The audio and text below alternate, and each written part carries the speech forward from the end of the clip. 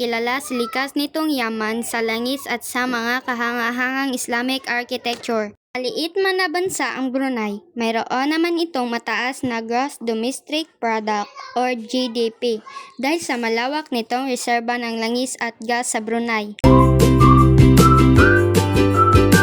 Ang Brunei o tinatawag itong Darussalam ay binubuo ng dalawang magkahiwalay na bahagi ng lupa na may kabuuang sukat na 5,766 km parisukat, 2,226 mi parisukat.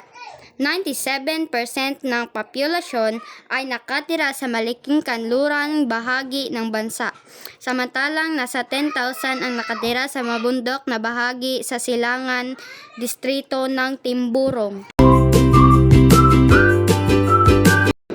Ang Brunei, mayroong ilog at lawa tulad ng Sungai Brunei, Sungai Totong at Sungai Bilait.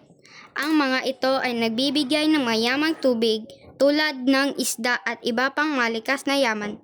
May 3 pulo sa Brunei.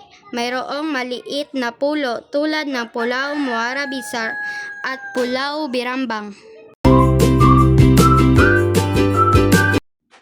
Ang Brunei, halos karamihan ng mga taga Brunei ay Malay na may malalim na impluwensya mula sa Islam at mas tradisyonal kaysa sa Malaysia. Ang kultura ay na-impluwensya ng bansa. 2/3 ng populasyon ay Malay at ang nalalabi ay binubuo ng mga Inchik, Indiano at mga katutubong Malay.